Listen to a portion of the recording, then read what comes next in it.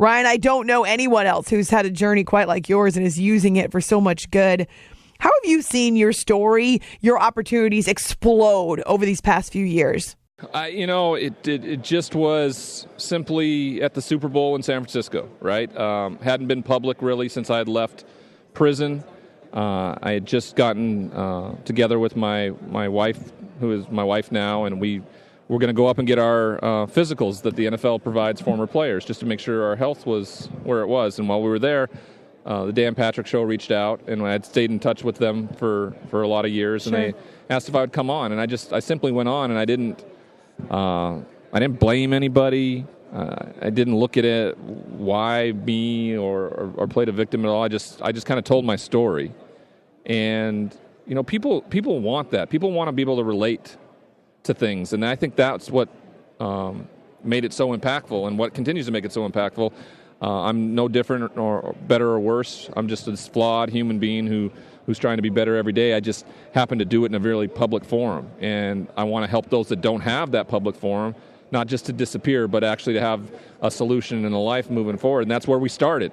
But I also had a dream of what I wanted to be and what I wanted to do, and football had been such an important role in that for me, and college football in particular. Sure. And I had gotten I went to broadcasting school in college, and at the Murrow School at Washington State, and I was like, well, I'd love to do that. So I reached out to friends who easily could have said no, Kirk Herbstreit, Brady Quinn, Joe Klatt, and asked if I could shadow them in their jobs and wondering if I could do that. And that's what I did for a year.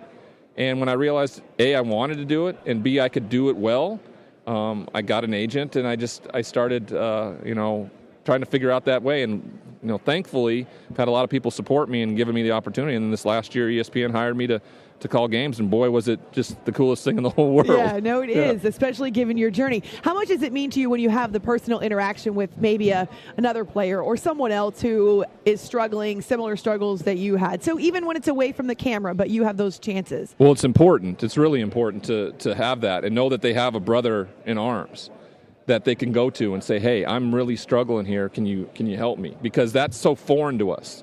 We don't see it in movies. We don't see it in anything. We don't see people stand up in front of a room full of people or their peers and say, hey, I'm really struggling with something here. Can somebody help me? And in fact, I had never heard it before in my life until I was in prison, when I looked at another inmate who was asking for help to learn how to read.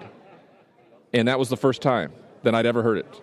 Growing up maybe in Montana, where the cowboy culture was so prevalent, and then in football locker rooms, you never saw it. It doesn't happen. So to hear another man be transparent and be vulnerable and say, hey, I'm struggling with this, can you help me?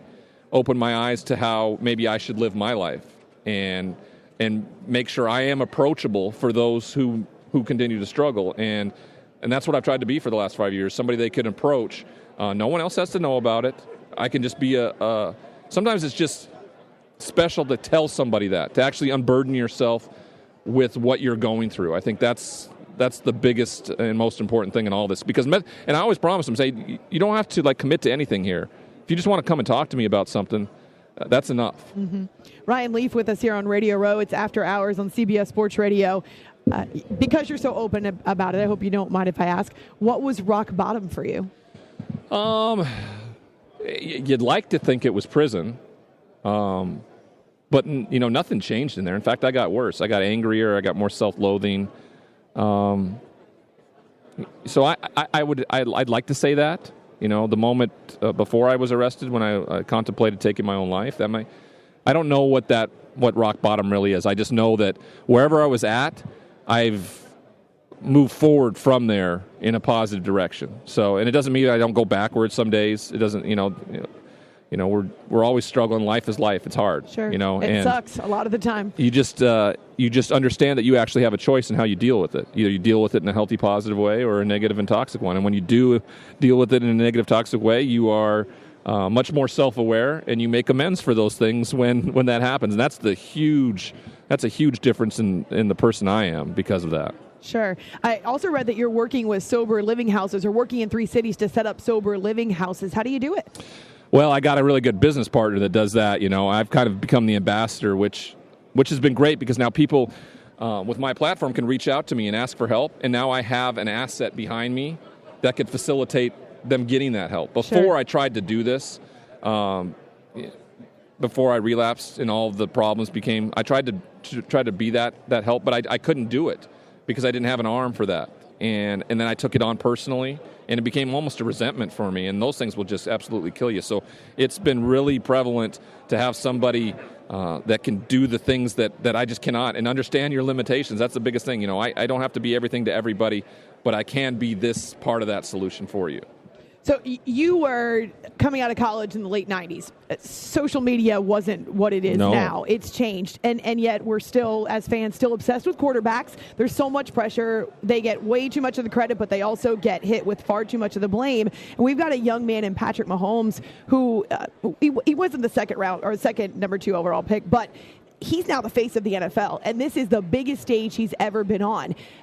If you could give him some advice, or if you could speak to him about that pressure, what would you say? Well, luckily enough for me, I met him 3 years ago in Houston. He signed with my agent, Lee Steinberg. Great. So yes, Lee's phenomenal. I got to spend time with him, and then over the past few years, I've been able to text with him from time to time. And then I was the mentor of him and Deshaun and Mitchell Trubisky at the NFL Combine that year. So there's a relationship that was built a few years ago that I've watched this move along, and you could tell from both those all three of those individuals who now have all played in playoff games in their first 3 years in the league.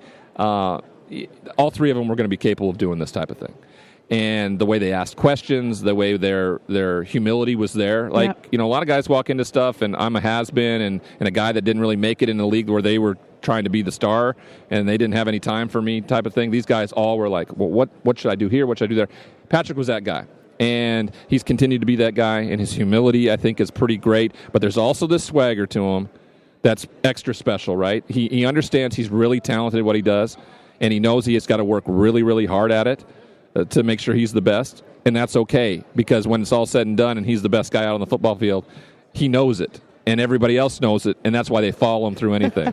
So Niners defense, then, what do they have for a guy like him? All that speed on the offense, but Mahomes, the vision already at not even 25 years old. He is some of the things he's done throwing the football and the way he's gone about it. His mannerisms, the little thing, the touchdown run against Tennessee where he just shifts his shoulders a little bit.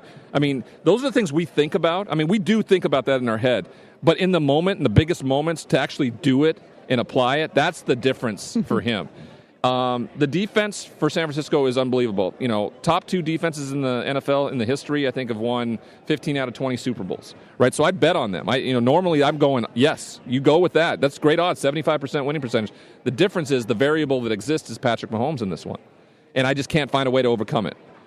I would say maybe whoever has the ball last, but there's some way, shape, or form that Patrick Mahomes and Andy Reid are going to find a way to get him the ball last, and it's going to be a shootout, and I think they win. Oh, sign me up for that. I would take that right now. Ryan Leaf is with us on Radio Rose, a Heisman Trophy finalist out of Washington State. I didn't know you were a broadcast major, so that's really cool.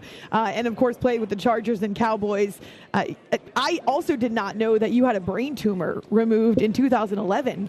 Heavens, what was that process like? I find myself not even talking about it much. Like in my speeches when I go around and speak around the country, I totally leave that out. I don't know why.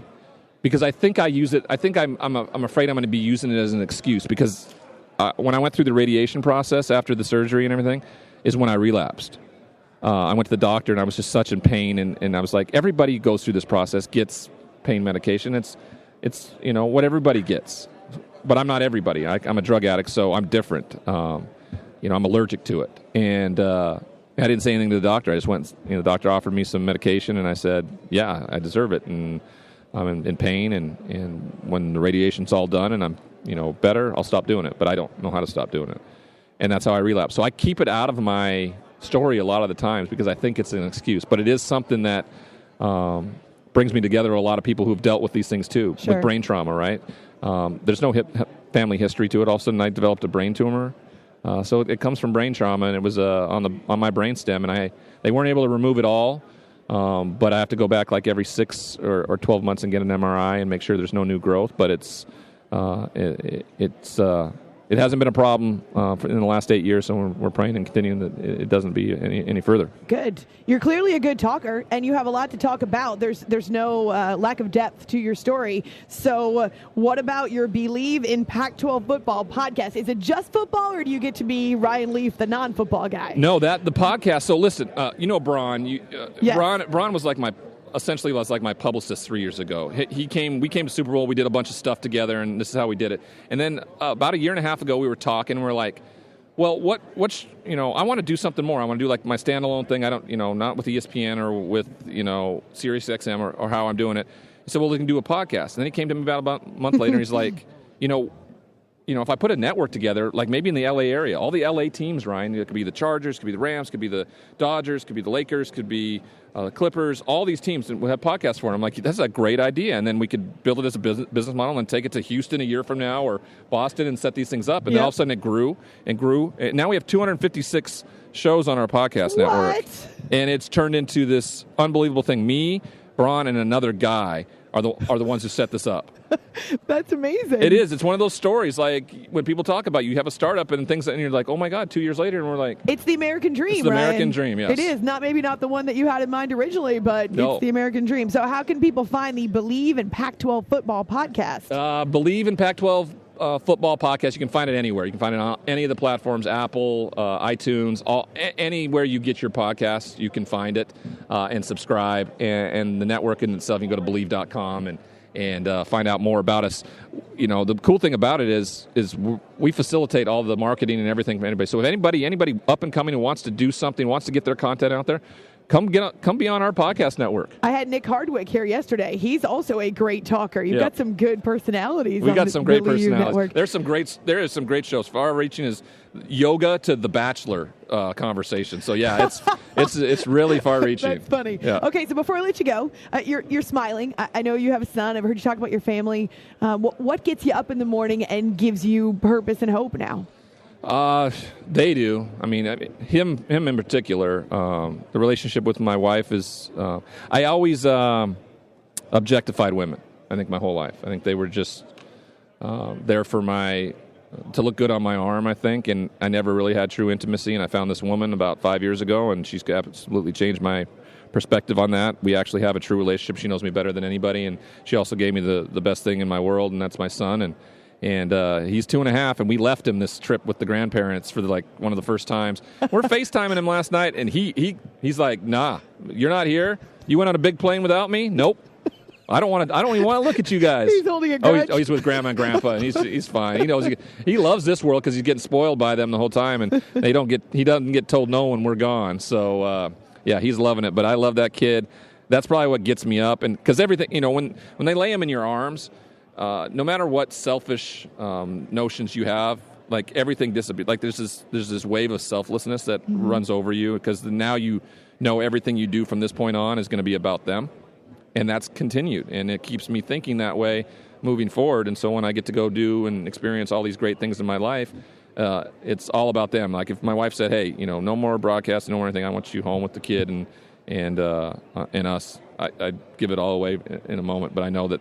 All that hard work and everything I get to do when I have to travel a lot is for them, and we're going to get to enjoy it down the line. Well, this is going to sound strange, but I am proud of you. Proud of you for not wasting the experience, and proud of you for using it for something better. It's amazing to meet you finally and talk to you in person. Thank you so much. Thank you. I really appreciate that. I think a lot of people feel that way. I'm really proud of everybody else who overcomes anything that they overcome with in life, any adversity. That makes you the best human being possible. So. Thanks, Ryan. Thank you. Thanks, Ryan. Thank you.